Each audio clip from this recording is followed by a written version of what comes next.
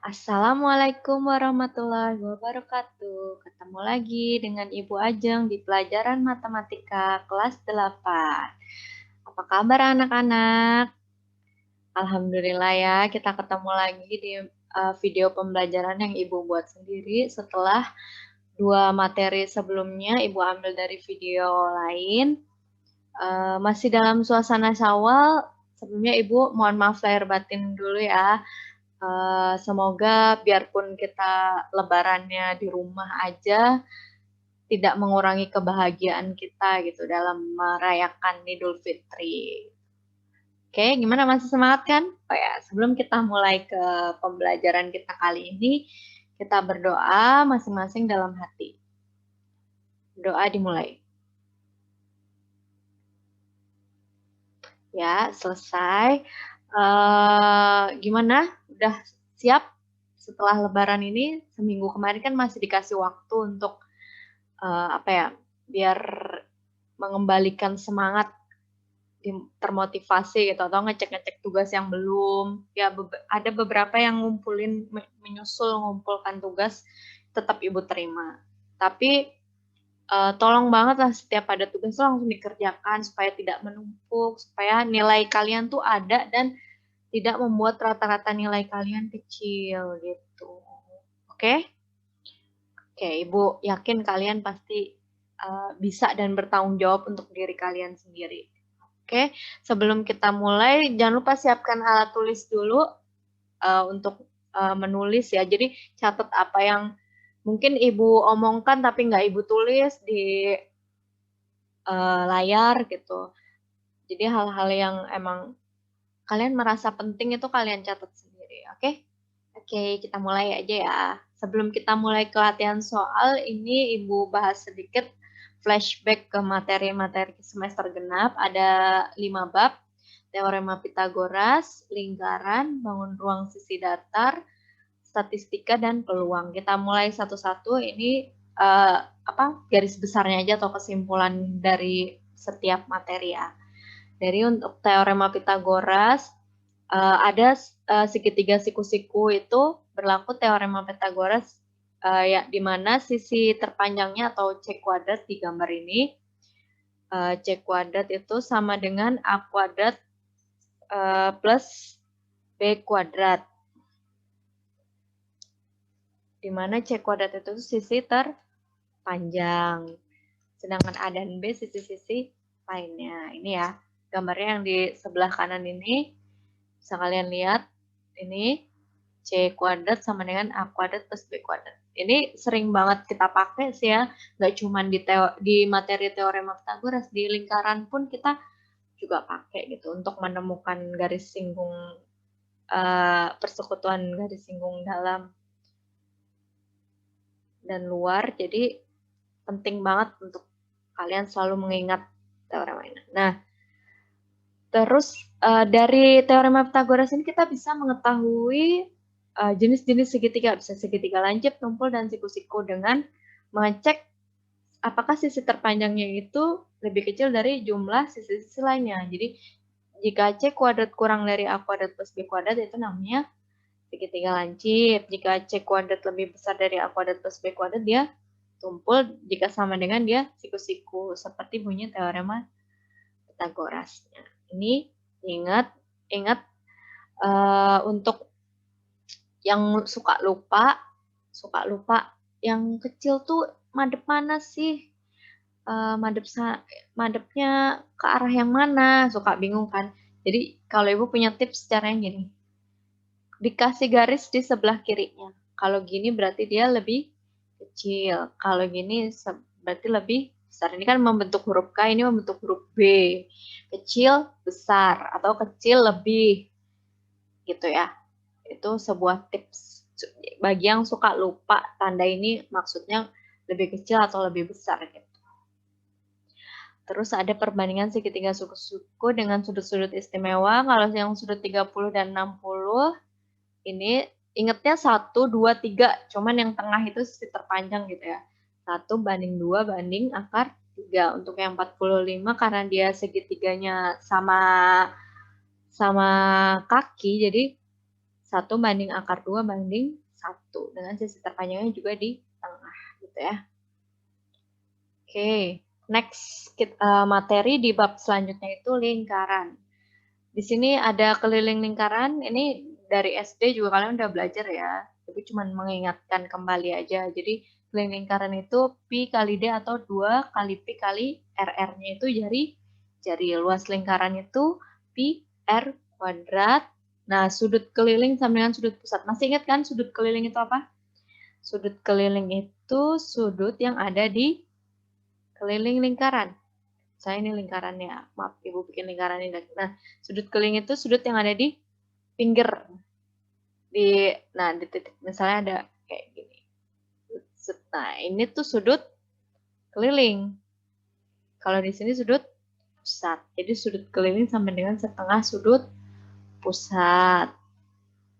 Besar sudut pusat sama dengan besar sudut busur di depannya, atau derajat sudut pusat sama dengan derajat busur di depannya. Gitu ya. Oke. Nah, ini jika jadi hubungan antara sudut pusat, panjang busur, dan luas juring itu seperti ini. Jadi sudut pusat per 360 derajat itu sudut satu putaran lingkaran sama dengan panjang busur per keliling lingkaran. Keliling lingkaran kan tadi 2πr sama dengan luas juring per πr kuadrat. Hubungan ini harus sering kalian ingat karena dipakai terus ya. Terus di lingkaran juga kita belajar panjang garis singgung persekutuan dalam dua lingkaran. Kalau dia persekutuan dalam, itu jari-jarinya ditambah. Jadi jari-jari lingkaran yang pertama ditambah jari-jari lingkaran yang kedua. Ini ya, dengan K-nya itu jarak antar dua titik pusat. Nah, kalau persekutuan luar, jari-jari yang pertama, atau jari-jari yang lebih besar dikurang jari-jari yang lebih kecil. Seperti ini ya. Jadi bedanya di sininya. Kalau ini ditambah, kalau yang ini dikurang. Oke, BRSD. BRSD itu bangun ruang sisi datar ya, Ibu singkat. Jadi di bangun ruang sisi datar itu kita belajar 4 bangun. Ada kubus, balok, prisma, dan limas. Untuk yang gambar pertama ini apa? Kubus. Kubus itu semua panjang sisinya sama ya. Karena dia terdiri dari persegi-persegi yang dibangun, jadi kubus. Jadi volumenya sisi pangkat 3. Luas permukaannya 6 kali sisi kuadrat. 6 kali sisi kuadrat itu karena yang dia terdiri dari 6 persegi. Persegi kan rumusnya sisi kuadrat, jadi 6 kali sisi kuadrat. Untuk yang bawah dia namanya balok. Volumenya panjang kali lebar kali tinggi. Luas permukaannya 2 kali panjang kali lebar ditambah panjang kali tinggi ditambah lebar kali tinggi. Ya karena dia terdiri dari 2 persegi panjang, ini sama, ini sama, ini sama. Jadi 2-2 kan. Nah, ini yang prisma. Prisma itu gambarnya seperti ini ya. Alasnya ada yang segitiga, ada yang segi 4, ada yang segi 5. Pokoknya kalau dia alas dan tutupnya itu sama. Jadi luas permukaannya itu 2 kali luas alas. Karena alas dan tutupnya sama, jadi 2 kali luas alas ditambah keliling alasnya dikali tinggi. Gitu. Terus volumenya luas alas kali tinggi, banyak tusuknya 3 kali N. Maksudnya N di sini tuh sisi di alasnya. Misalnya kalau segitiga berarti kan 3 sisinya, N-nya 3. Berarti banyak tusuknya 3 kali 3, 9. Coba kita hitung 1. Coba kita hitung ya, apakah itu 9? Kita waktu itu udah bahas sih, cuman untuk mengingatkan kembali ya. 1, 2, 3, 4, 5, 6, 7, 8, 9. Gitu ya. Nah, banyak sisinya N plus 2, berarti 3 plus 2, 5. Berarti atas bawah 1, atas 2, samping sini 3, berarti 5. Benar ya, banyak titik sudut juga sama. Nah, untuk yang seperti ini namanya limas. Jadi dia sisi tegaknya itu berupa segitiga. Jadi luas permukaannya luas alas plus luas sisi tegak. Nah, ini kan segitiga ini. volumenya sepertiganya dari luas alas dikali tinggi. Jadi dia, ingat nggak sih kita kemarin tuh cara menemukan volumenya limas ini dari mana gitu? Dari kubus atau balok. Jadi dia sepertiganya dari luas alas kali tinggi. Luas alas kali tinggi itu kan seperti volumenya kubus atau balok gitu ya. Jadi dia sepertiganya. Banyak rusuk 2 kali N sama seperti tadi. N itu jumlah sisi pada alasnya. Kali ini N-nya 4 ya, yang Ibu beri contoh ini. N-nya 4, berarti banyak rusuknya 2 kali 4, banyak sisinya N plus 1 berarti 4 ditambah 1, banyak titik duduknya berarti N plus 1 juga, berarti 4 plus 1. Pokoknya N itu berarti dia banyak sisi pada alasnya. Untuk materi selanjutnya, statistika, ini maaf ya, kalau Ibu terlalu cepat, kalian bisa atur sendiri di pause videonya atau di speednya kalian kurangin. Soalnya ini kan cuma ngulang dari materi sebelumnya ya, jadi kan sebenarnya kalian udah harusnya sih udah memahami dari yang sebelumnya itu. Ini Ibu cuma ngulang aja, oke? Oke, kalau di statistika itu kita mengenal ada yang namanya rata-rata. Rata-rata itu jumlah data dibagi banyak data ya. Kalau median itu nilai tengah. Jadi untuk median ini, untuk data dengan jumlah ganjil, misalnya datanya ada 11 data. Nah, untuk mencari median berarti 11 ditambah 1, itu kan 12 dibagi 2. Berarti itu hasilnya 6. Berarti data ke-6 merupakan median dari data tersebut. Nah, untuk data dengan jumlah yang genap, misalnya datanya ada 10. Nah, kita mau cari median ya, berarti 10 dibagi 2 itu 5. Nah, berarti mediannya itu ada di antara data ke-5 dan data ke-6. Gitu. Jadi, kalau untuk yang genap itu di antara data yang dibagi 2 dan setelahnya gitu ya. Nah, untuk modus itu data yang sering muncul atau yang frekuensinya banyak ya. Nah, untuk kuartil, ilustrasinya seperti ini untuk mencari kuartil bawah, kuartil tengah, kuartil atas.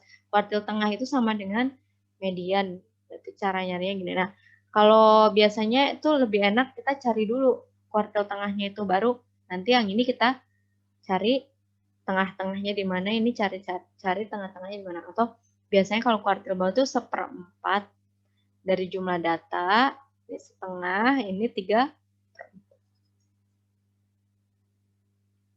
Nah, untuk rumus pada penyebaran datanya ada jangkauan. Jangkauan itu X-max dikurang X-min, artinya data yang nilainya paling besar dikurang data yang nilainya terkecil. Untuk jangkauan kuartil berarti dia kuartil atas dikurang kuartil bawah atau Q3 dikurang Q1. Untuk simpangan kuartil itu setengahnya dari jangkauan kuartil. Jadi setengah dari Q3 min Q1. Gampang ya, maksudnya materinya cuma sedikit. Oh ya, di materi statistika ini sebenarnya lebih difokuskan ke gimana sih cara kalian membaca suatu tabel, suatu grafik, membaca data atau menganalisa data dan menarik kesimpulan dari data yang disajikan gitu ya. Seperti yang sudah Ibu kasih videonya di minggu-minggu lalu itu penjelasannya udah bagus ya, udah membantu kalian memahami gimana caranya menganalisa suatu data yang disajikan. Oke, untuk yang bab terakhir itu ada peluang. Di sini untuk hal-hal yang berkaitan dengan peluang, misalnya ada kata percobaan, ruang sampel, titik sampel, itu seperti ini ya. Kalau percobaan ya eksperimennya, kita disuruh ngapain? Melemparkan dadu kah atau melemparkan koin, itu ya suatu kegiatan yang dapat memberikan beberapa kemungkinan. Kayak melemparkan dadu kan berarti kemungkinannya, oh dia bisa aja keluarnya itu 1 sampai 6, karena mata dadunya kan 1 sampai 6. Nah, itu kan berarti ada kemungkinan-kemungkinan itu lah. Itu percobaan yang kita lakukan.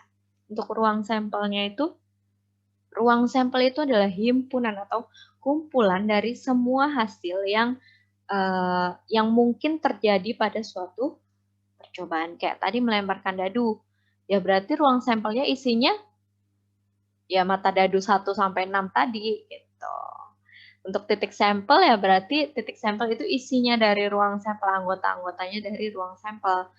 Kalau yang dadu tadi berarti titik sampelnya itu 1, 2, 3, sampai 6 gitu. Kalau ruang sampel itu kan kumpulan dari semuanya, kalau titik sampel itu anggotanya gitu. Kayak misalnya kalau ruang sampel itu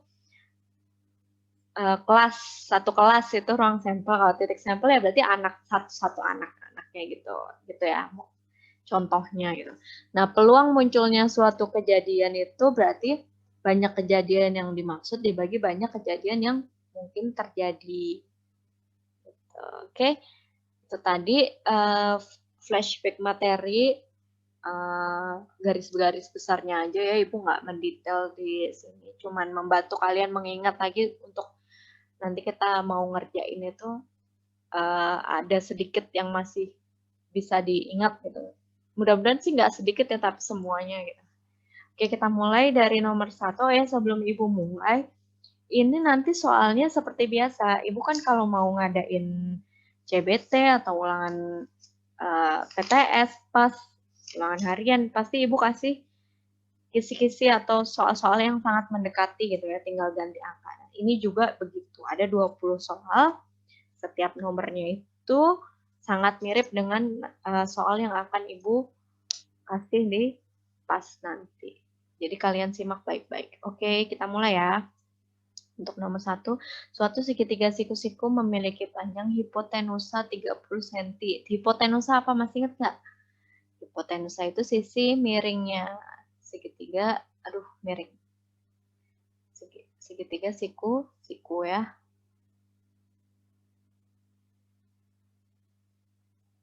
Gini ya, hipotensanya ini 30, sisi tegaknya 24. Yang ditanya panjang sisi tegak lain, berarti yang ini ya. Ini, sorry ya, bikinnya miring-miring gini. Nah ini yang ditanya X. Rumus segitiga siku-siku Pitagoras itu apa? C kuadrat dengan C-nya itu sisi terpanjangnya atau hipotenusanya sampean A kuadrat plus B kuadrat. Nah, C kuadratnya berarti sisi terpanjangnya adalah 30 kuadrat sama dengan A kuadratnya 24 kuadrat tambah ini X kuadrat ya. Kan belum. 30 kuadrat kita hitung berapa? 900. 24 kuadrat 576 tambah X. Ini tinggal di kuadrat, dihitung aja deh kuadrat. Nah, 576-nya kita pindah ke ruas kiri ya, jadi dikurang ya. 576 sama dengan X kuadrat. 900 dikurang 576 berapa? Coba. 4, 2, 4 ya. Nah, berarti X sama dengan akar dari 424. Kalau X kuadratnya 424, berarti X sama dengan akar dari 424. Berapakah akar dari 424 itu? 18 cm. Berarti jawabannya yang B ya. 18 cm. Coba kalian cek lagi benar nggak Ibu? Gitu ya. Oke, lanjut nomor 2. Ukuran sisi yang membentuk segitiga tumpul ditunjukkan oleh, ingat tumpul berarti gimana?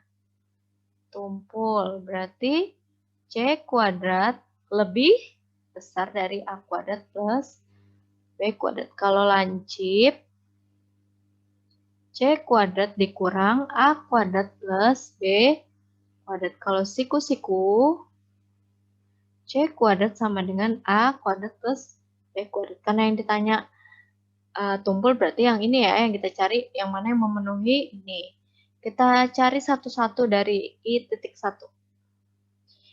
8, 10, 12 mana yang terpanjang? 12 berarti C kuadratnya sama dengan 12 kuadrat. 12 kuadrat itu 1, 4. Sekarang kita cari A kuadrat plus B kuadratnya. Berarti 8 kuadrat tambah 10 kuadrat berarti 64 tambah 100 sama dengan 160. 24. Nah, dari sini berarti C kuadratnya kurang dari A kuadrat plus B kuadrat. Lebih kecil ya. Berarti ini lancip. Berarti 1 bukan ya, kita silang. Terus kita cek yang Romawi 2. C-nya yang mana berarti? 25 kuadrat sama dengan 625. Sekarang kita cek A kuadrat plus B kuadratnya. 15 kuadrat ditambah 20 kuadrat. 15 kuadrat 225 ditambah 400 sama dengan 625. Oh, berarti ini ternyata sama. C kuadrat sama dengan A kuadrat plus B kuadrat. Ya, 625 sama-sama 625. Ini berarti ini siku. Berarti ini bukan tumpul. Ya udah. Kalau kalian lagi ngerjain soal pilihan ganda kan waktunya terbatas ya. Kalau ibu sih langsung, oh berarti ini jawabannya 3 dan 4. Berarti C, cuman kita buktikan dulu ya. Ini berarti C kuadratnya 30 kuadrat ya. 30 kuadrat itu 900. Terus kita cek A kuadrat plus B kuadratnya. Itu 13 kuadrat ditambah 24 kuadrat. 169 ditambah 576. Berarti berapa ini?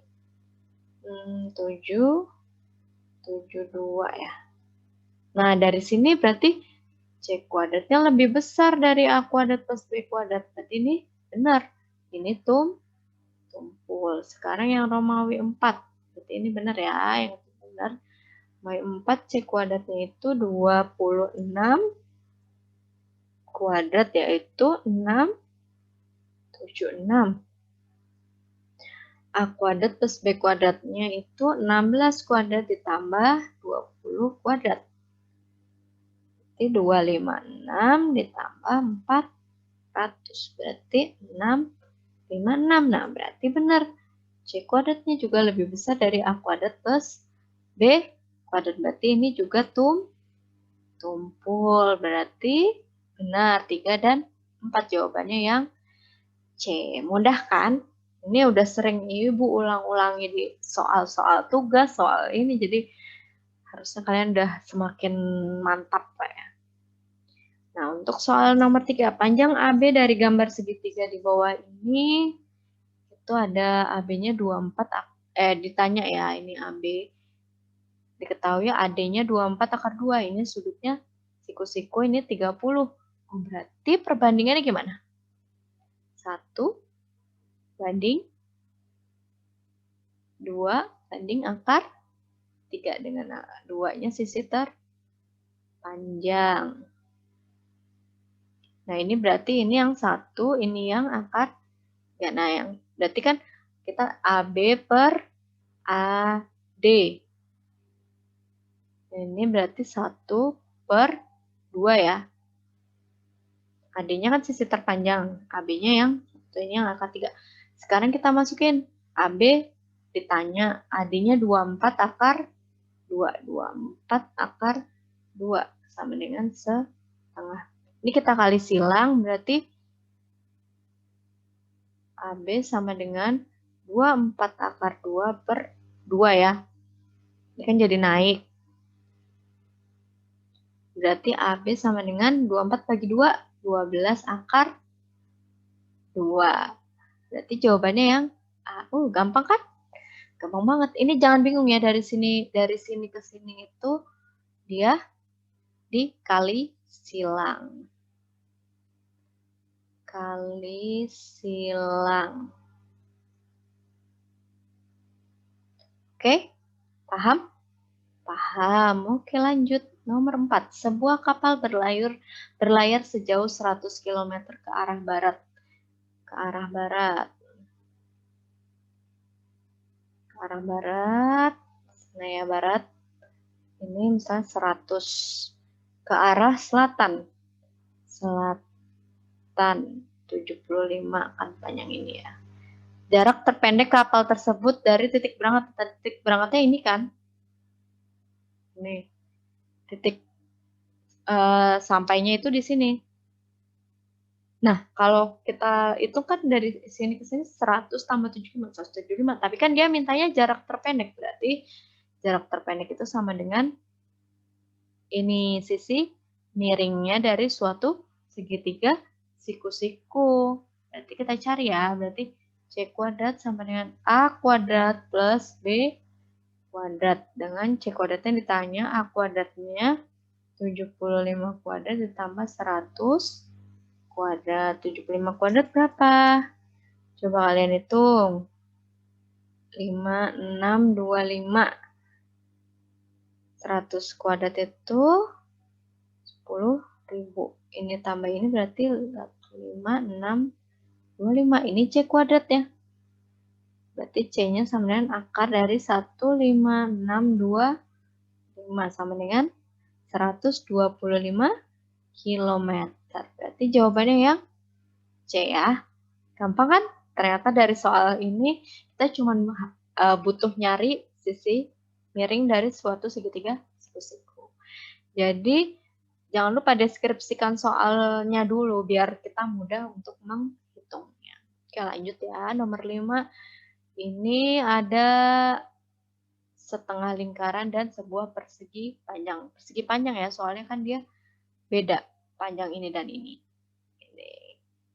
Pertama, ini kita namain 1, ini kita namain 2. Sekarang kita, karena luas daerah yang diarsip, berarti kita hitung luas persegi panjang dulu, baru luas setengah lingkarannya. Luas 1 itu berarti panjang dikali lebar, berarti 42 dikali 20, yaitu 840. Luas yang kedua, setengah dari pi kali r kuadrat. Setengah dikali pi-nya 22/7 ya. R kuadratnya itu dari sini ke sini 42. Ini kan diameter, berarti jari-jari kan dibagi 2, berarti setengahnya berarti 21 dikali 21. Nah, ini dihitung. Ini bisa dibagi 7, 1, ini bagi 7, 3. Ini bagi 2, 1, ini bagi 2, 11, berarti 33 dikali 21. Berapa tuh? 6, 93 ya. Sentimeter. Nah, berarti luas yang diarsir, luas keseluruhan itu luas 1 ditambah luas 2. Berarti 840 ditambah 693 atau berarti jawabannya 1,533 cm persegi. Ini pilihannya belum Ibu cantumin ya. Jadi mudah kan? Tinggal menggabungkan aja luasnya kedua bangunan ini. Oke, lanjut ya. Nomor 6.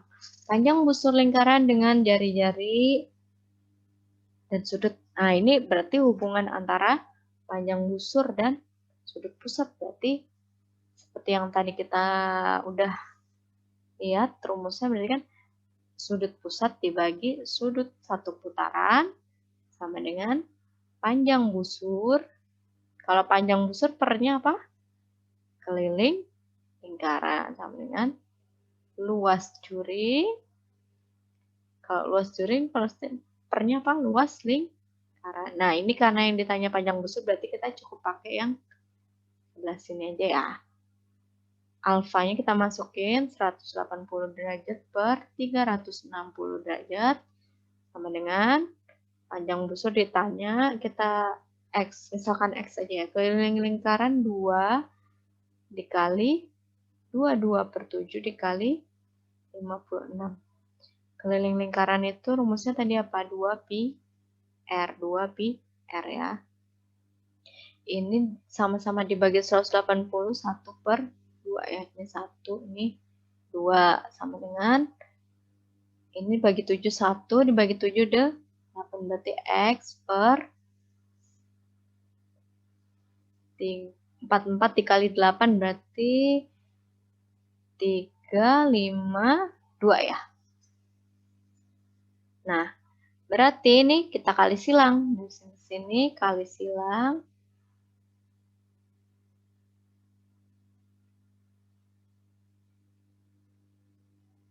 X sama dengan 352 dibagi 2 sama dengan 176 cm. Berarti yang D, gitu ya, ngerti ya? Oke, paham? Ini kali silangnya biasa ya, Ibu anggap udah bisa semua ngaliin silang untuk mendapatkan X. Kalau kalian bingung bisa gini. Ya, pokoknya gini aja, ini udah yang paling cepet. Ini kan X-nya dibiarin aja kalau nggak di sebelah kanan. Ini kan tinggal naik ke sini kan, 352 bagi 2. Tuh. Nah, untuk nomor selanjutnya, nomor 7, diketahui jarak antar pusat lingkaran adalah 15. Yang ditanya apa? Persekutuan dalam. Kita tulis rumusnya dulu ya. Persekutuan dalam sama dengan akar dari K kuadrat min jari-jarinya ditambah ya kalau yang dalam. Nah, sekarang K-nya itu 15. R besarnya 7,5. R kecilnya 1,5 ya. Kita masukkan. Akar K kuadratnya 15 kuadrat min 7,5 ditambah 1,5 dikuadratkan. Sama dengan akar dari 225 min 7,5 ditambah 1,5 berapa? 9 ya. 9 kuadrat berarti 81. Berarti ini akar dari 144 sama dengan 12. Mudah sekali kan? Tinggal pakai aja rumusnya, ketemu jawabannya. Oke? Lanjut, nomor 8. Kita tulis lagi, apa ini yang ditanya? Diketahui jarak antar pusat lingkaran adalah 10 ya. Ditanya persekutuan luar. Kita tulis dulu rumusnya. Di sini aja. Sama dengan akar dari K kuadrat min, kalau luar berarti R min R kuadrat. Nah, di sini kita tulis dulu. Ini apa? K-nya berapa? 10. Terus R besarnya itu berarti jari-jari yang lingkaran yang lebih besar berarti yang 6,5 ini ya. R kecilnya 0,5. Kita masukkan ke rumusnya. K kuadrat berarti 10 kuadrat min 6,5 dikurang 0,5 kuadrat. Sama dengan akar dari 100 dikurang 6,5 kurang 0,5 berarti 6. 6 kuadrat 36 ya. Sama dengan akar dari 64. Sama dengan 8 cm. Berarti jawabannya yang C. Mudah sekali kan? Sangat-sangat mudah. Cuman pakai rumusnya aja. Yang penting kalian ingat rumusnya. Atau kalau kalian lupa, kalian juga bisa lihat kan, cari tahu rumusnya apa kan. Ulangannya nanti daring. Jadi lebih fleksibel, oke? Nomor 9. Ini ada soal jumlah panjang rusuk sebuah kubus adalah 84 cm. Luas permukaan kubus adalah, nah,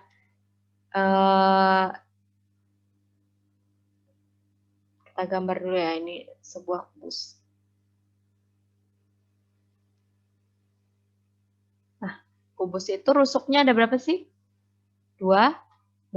Berarti panjang sisi kubus sama dengan 84 dibagi 12, yaitu 7 cm. Karena ini banyak rusuk.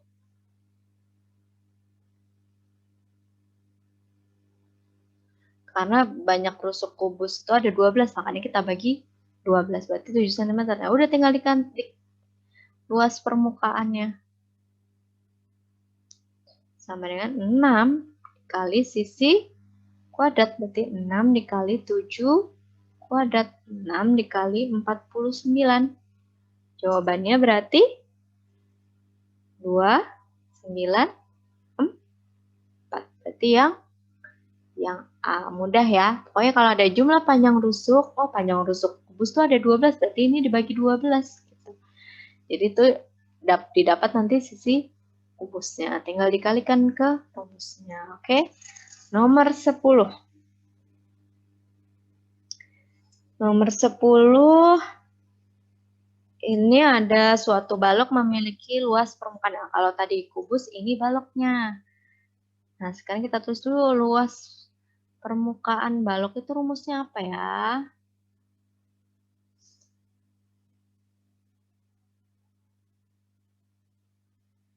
Oops, sorry, ini kepencet, jadinya kecoret-coret ya. Ibu hapus dulu. Luas permukaan 2 dikali panjang kali lebar ditambah panjang kali tinggi ditambah lebar kali tinggi. Nah, kita masukkan panjangnya. Nah, panjangnya berapa? 12, lebarnya 8, berarti 12 dikali 8 ditambah 12 dikali tingginya ditanya, lebarnya 8, tingginya ditanya. Ini tinggal kita masukkan aja, yang diketahui kan panjang 12, lebar 8, kita masukkan aja ke dalam rumus. Luas permukaannya tadi 352 ya, 352. 2 dikali 12 kali 8 berapa? 96 ditambah 12T ditambah 8T. 352. Nah, ini kan sama-sama T. Berarti kita bisa jumlahkan. 12T ditambah 8T berarti sama dengan 20T. Nah, sekarang kita kali 2 kali 96. Berapa 2 kali 96? 192 ditambah 2 kali 20T, 40T. Nah, yang ini kita pindah ruas ke kiri, 352. Jadi, min 192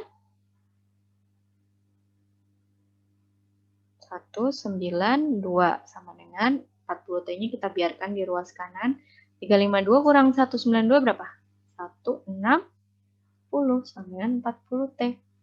Berarti T-nya sama dengan 160 dibagi 40. Berarti jawabannya 4. Berarti tingginya itu 4 cm. Berarti jawabannya yang B. Mudah kan? Yang penting kita masukkan aja ke ini, ke rumus yang kita ketahui. Kalau tadi soal sebelumnya itu kubus, yang ini balok, gitu ya.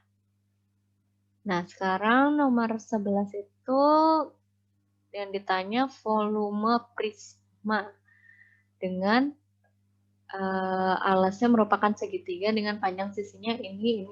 Kita cek dulu, ini 5, 12, dan 13 itu kayaknya segitiga siku-siku ya. Kita cek ya, coba cek kuadrat. C kuadratnya berapa? 13 kuadrat. Berarti 169. A kuadrat plus B kuadrat itu 5 kuadrat plus 12 kuadrat. Dengan 25 ditambah 144. 169. Ah, sama. Berarti segitiganya siku.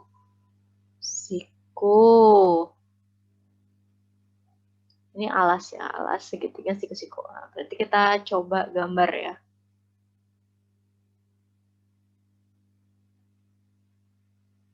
Gini.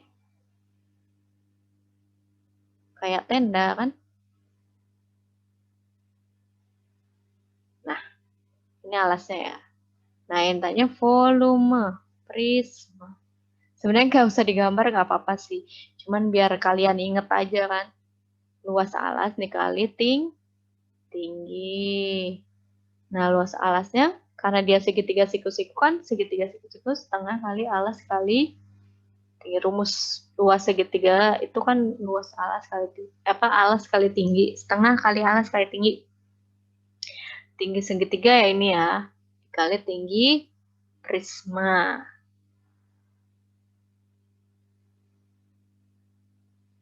Nah, panjang rusuk tegaknya itu kan maksudnya panjang rusuknya ini berarti tingginya ya, 8. Nah, tinggal dimasukkan setengah. Yang mana yang alas, yang mana tinggi? Yang jelas bukan 13 ya. 13 kan sisi terpanjang, berarti dia bukan alas dan tingginya segitiga. Berarti ini 5 dikali 12, ini dikali 8. Dah, ini bagi 2, 1, ini dibagi 2, 6. 5 kali 6 kali 8, 240 cm per kubik ya, volume. Berarti jawabannya yang B. Mudah kan? Mudah, asal kita tahu maksud dari soal dan apa rumusnya ya. Oke, lanjut nomor 12. Ini ada sebuah limas, di mana TP-nya ini 12, TQ-nya 13. Nah, berarti kita nggak tahu nih sisi alasnya berapa. Nah, ternyata sisi alasnya itu salah satu sisi tegak dari segitiga siku-siku. Jadi kita gambarkan ini T, ini P, ini Q. Ini 12, ini ditanya, ini 13. Nah, kita cari dulu. C kuadrat sama dengan A kuadrat plus B kuadrat. C kuadratnya itu 13 kuadrat, A kuadratnya 12 kuadrat, B kuadratnya itu PQ ya. 13 kuadrat 169 tambah 144. PQ kuadrat. Ini 144-nya kita pindah ruas ke sebelah kiri. Sama dengan PQ kuadrat. 169 25. Berarti PQ-nya akar dari 25 yaitu 5. Nah, berarti ini 5. Nah, 5 itu kan dari sini ke sini, berarti dari A ke B itu kan 2 kalinya PQ. Berarti ini 10. Berarti kita tinggal cari luas permukaannya sama dengan luas alas ditambah luas sisi tegak. Nah, luas alasnya itu 10 kuadrat ya, sisi kali sisi, luas sisi tegaknya itu berarti ini ada 4 segitiga. 4 segitiga berarti 4 kali luas segitiga. Setengah kali alasnya segitiga ini berapa? 10. Tingginya segitiga ini 13 ya. Karena kan A, B, B, C itu kan sama. Karena dia per segi ya. Ini sama dengan ini. Berarti ini kan 10, ini 10. Berarti kan rumus luas segitiga, rumus sisi tegaknya itu kan sama dengan rumus segitiga ya. Dengan alas 10, tingginya 13. Jadi ini 100. Ini dicoret 1, ini dicoret 2. 20 kali 13 itu 260. Berarti 360 cm per segi. Berarti jawabannya yang B. Jelas? Ya, ini mungkin agak sedikit bingung karena yang mana sih kok segitiganya ada 2 gitu. Jadi untuk cari sisi alasnya itu kita pakai segitiga yang dalam, TPQ. Untuk segitiga sisi tegaknya itu kita pakai segitiga TBC. Gitu ya. Gini atau Ibu gambarkan TBC. TBC. Nah, TBC ini kan bukan segitiga siku-siku, jadi kan dia alasnya itu 10, tingginya itu 13. Makanya ini. Dan ada 4, makanya dikali 4. Gitu ya. Oke. Oke. Untuk selanjutnya ini udah masuk ke materi statistika. Berikut adalah grafik nilai ulangan 5 orang siswa. Ada Alisri, Eri, Tri, Adi. Jumlah nilai matematika jika dibandingkan dengan jumlah fisika. Matematika itu yang putih, fisika itu yang gelap ya. Kita cari dulu nilai MTK-nya. MTK yang putih yang ini berarti berapa? 9. Ini 6. Ini 5. Ini 7. Ini 8. Ini tahu kan 9 karena ini di sini. Ini 6 kan karena di sini, 5 kan karena di sini. Nah, ini 7 kan karena di sini. Gitu ya. Berarti kita jumlahkan nih 9 ditambah 6 ditambah 5 ditambah 7 ditambah 8 berapa? 15, 20, 27, 35. Fisika. Fisikanya ini 4, ini 8, ini 6, ini 7, ini 9. 4 ditambah 8 ditambah 6 ditambah 7 ditambah 9. 12 tambah 6, 18, 25, 34. Nah, berarti dari sini MTK lebih besar dari fisika. Berarti jawabannya ya C, lebih dari nilai fisika. Gitu ya. Oke, lanjut ke nomor 14. Di sini ada tabel, ada nilai 4, 5, 6, 7, 8, 9, frekuensi. Frekuensi itu artinya berarti banyaknya siswa yang bernilai 4 ya. Jadi ini ada 2 orang yang nilainya 4, ada 6 orang yang nilainya 5, dan seterusnya gitu ya. Nah, sekarang yang ditanya mean modus dan median. Mean itu artinya rata-rata ya. Nah, rata-rata itu kan rumusnya apa? Rata-rata atau mean. Jumlah data dibagi banyaknya data. Sekarang kita cari dulu jumlah datanya berapa. Jumlah data itu nilai dikali frekuensi, berarti 4 kali 2, 8, 5 kali 6, 30, 6 kali 4, 24, 7 kali 1, 7, 8 kali 1, 8, 9 kali 2, 18, berarti 8 ditambah 30 ditambah 24 ditambah 7 ditambah 8 ditambah 18 sama dengan 38, 62, 69, 77, 95 ya. Nilai dikali frekuensi. Ada 95 jumlah data. Nah, berarti mean-nya sama dengan jumlah data dibagi banyak data.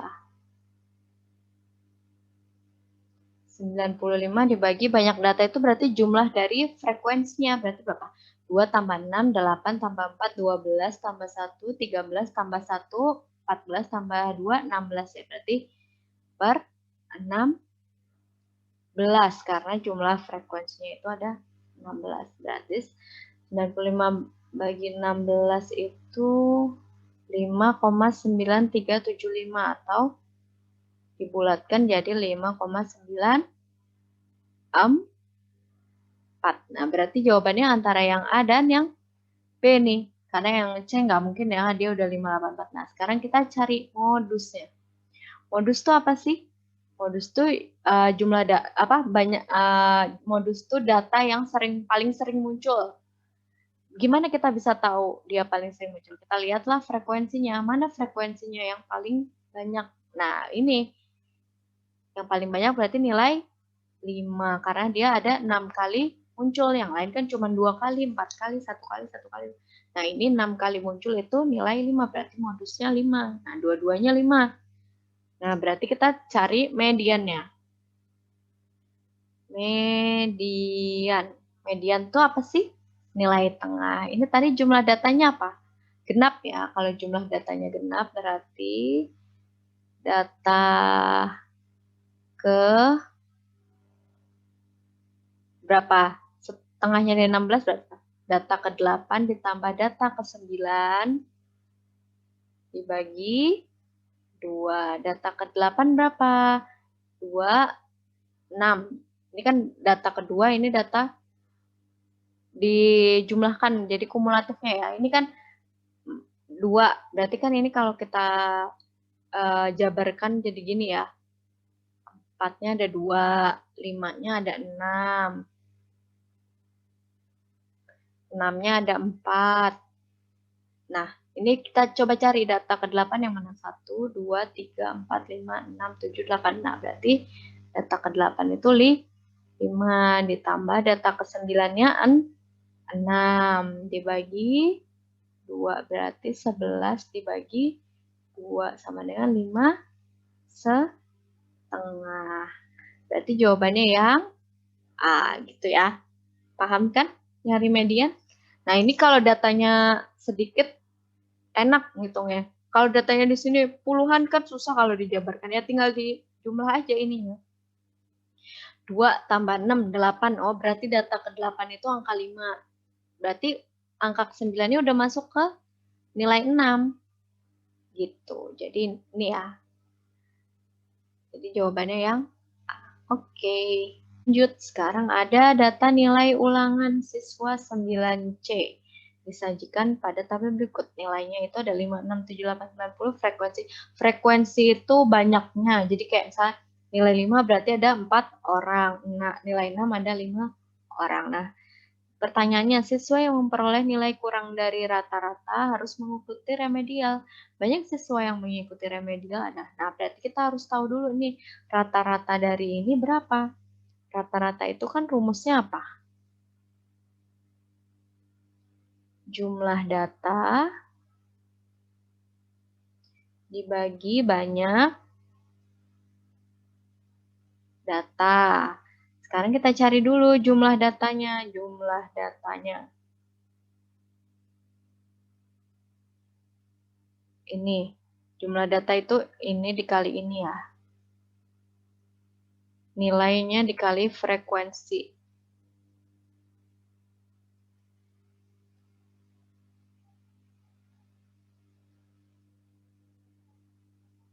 Ibu taruh di bawahnya ya. 5 kali 4, 20. 6 kali 5, 30. 7 kali 7, 4. 9, 8 kali 13. Berapa?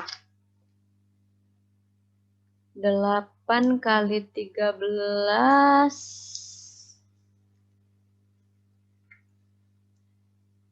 100.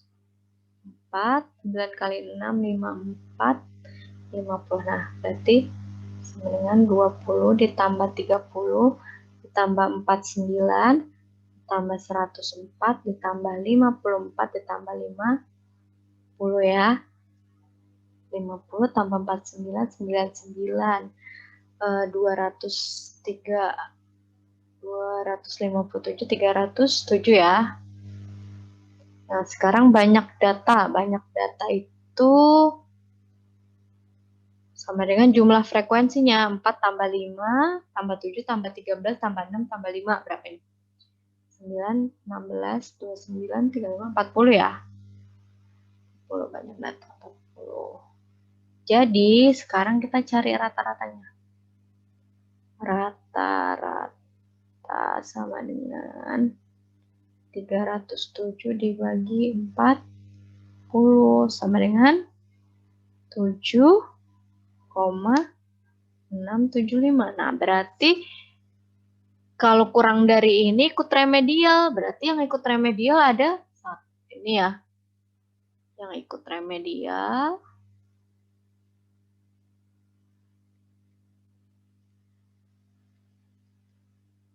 Yang dapat nilai 5, yang dapat nilai 6, dan yang dapat nilai 7 pas. Berarti ini berapa? 16 orang. Ini ya. Yang remedial, yang dapat nilai kurang dari ini. Nilai kurang dari 7,675. Itu. Paham? Oke. Oke, kita lanjut ke nomor 16. Di sini yang ditanya jangkauan antar kuartil. Nah, tapi kita lihat datanya. Datanya kok habis 6, 8, 5. Oh, ini belum urut. Nah, tugas pertama kita harus urutkan dulu. Ini berarti angka terkecilnya berapa? 5 ya. 5-nya berapa? 1, 2, 3. Berarti kita urutkan 5, 5, 5. Terus setelah 5 angka 6. 6-nya ada berapa? 1, 2, 3, 3 juga. 1, 2, 3. Sekarang angka 7. Angka 7 ada berapa ini? 1, 2, 3. 3 juga. Berarti 1, 2, 3. Sekarang angka 8-nya. 1, 2, 3 juga. 1, 2, 3. Nah, sekarang angka 9, 1, 2. Nah, ini ada berapa? 3, 6, 9, 12, 14. Benar nggak ada 14? 3, 6, 8, 11. Ada 14 data ya. Nah, ada 14. Nah, tugas kita pertama cari dulu median. Median itu atau kuartil tengah ya, atau Q2. Mediannya karena datanya ke 14, berarti mediannya itu data ke 14 bagi 2, data ke 7, ditambah data ke 8 dibagi 2. Nah, berarti data ke 7 tuh 2, 3, 4, 5, 6, 7. Ini data ke 7. Tambah, nih berarti Q2-nya di tengah-tengah sini ya. Q2. Nah, untuk nyari Q1, ini data yang sebelah sini ada berapa? Sebelah kiri. Setelah Q2 ini tuh 2, 3, 4, 5, 6, 7. Nah, karena ganjil berarti 7 tambah 1, 8 dibagi 2 berarti data ke 4. Berarti ini Q1-nya, yang ini Q3-nya ya. Gitu. Tinggal dibagi 2 aja. Nah, berarti nanti Q1-nya 6, Q3-nya ada 8. Berarti jangkauan antar kuartil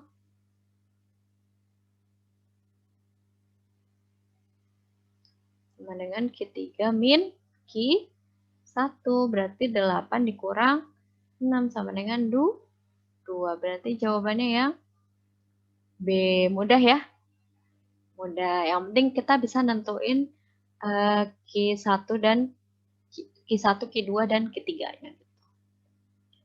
Ya ini pokoknya Q1 tuh yang bisa dia membagi sama ya. Misalnya kalau di sini 3, ya di kanannya juga harus 3 kan, ini 3 juga kan.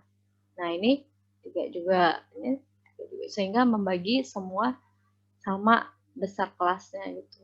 Oke? Oke. Selanjutnya nomor 17. Ini udah masuk ke peluang dalam percobaan melambungkan 3 mata uang logam. Nah, kalau uang logam kan ada 2 kemungkinan. Kalau nggak angka, ya dia gambar ya. Angka atau gambar munculnya kalau sekali dilempar. Nah, peluang muncul 2 angka dan 1 gambar. Karena ini ada 3, berarti kan dia mungkin ini ada 3 logam ya. Logam. Logam. Logam. Logam. Angka atau gambar. Angka atau gambar. Angka atau gambar. Nah, kemungkinan titik-titik sampel. Titik-titik sampel kan berarti hasil percobaannya tadi ya. Berarti kan logam 1 hasilnya angka, logam kedua hasilnya angka, logam ketiga hasilnya angka. Nah, yang kedua sekarang logam ke-1 angka, logam kedua angka, logam ketiganya gambar. Nah, sekarang logam satunya angka, logam keduanya gambar, logam ketiganya angka. Nah, bisa juga tapi logam pertamanya gambar, logam keduanya angka, logam ketiganya angka. Bisa juga jadi yang pertama gambar, yang kedua gambar. Aduh, gambar. Tatar, Ibu hapus dulu ini oretan.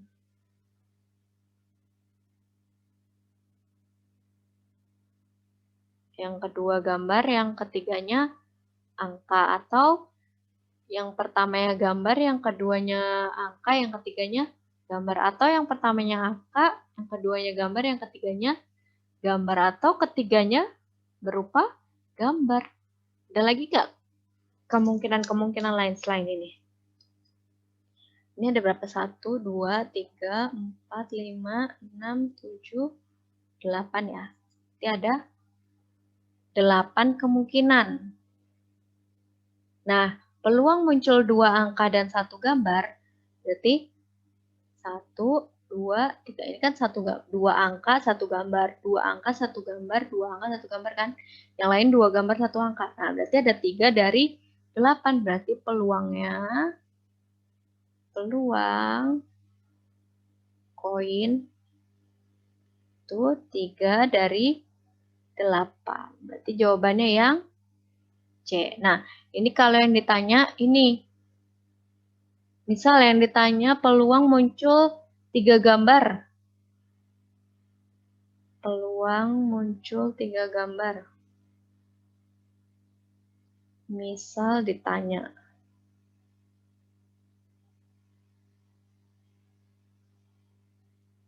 Berarti berapa? Ini cuma ada 1. Berarti 1 dari 8. Atau yang lainnya seperti itu ya, sama aja ya caranya. Mudah kan? Ngerti kan? Ya, oke, lanjut. Nomor 18. Pada pertandingan sepak bola yang dilaksanakan sebanyak 30 kali, ternyata tim Indonesia menang 18 kali. Kita tulis dulu ya. Menang 18 kali, serinya 8 kali, kalahnya 4 kali. Jika tim Indonesia bertanding sekali lagi, berapakah peluang tim Indonesia akan menang? Nah, menang tuh 18. Berarti peluang menang itu 18 dari 30 kali. Disederhanakan jadi sama-sama dibagi 3. Coba 6 per 15. Oh, masih bisa disederhanakan lagi. Sama-sama dibagi 3. 2 per 5. Berarti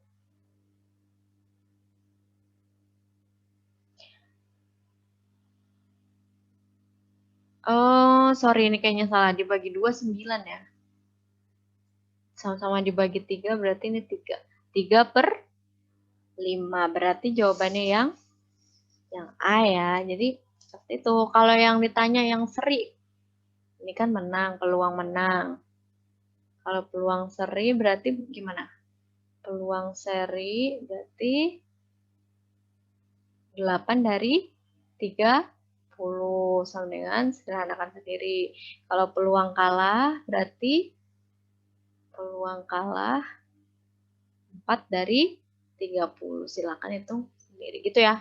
Ngerti kan caranya? Ya, jadi mudah sekali pokoknya. Nomor 19. Nah, ini. Pada sebuah kantong terdapat 40 kelereng. Dengan warna merah, 16, hijau, 8. Sisanya biru. Berarti ini kan biru berarti 40 dikurang 24. 24 kan 16 tambah 8 kan 24. Berarti 16 ya. Berarti biru 16. Nah, kemudian diambil satu buah kelereng secara acak. Tentukan peluang jika yang terambil adalah kelereng biru. Peluang yang terambil biru.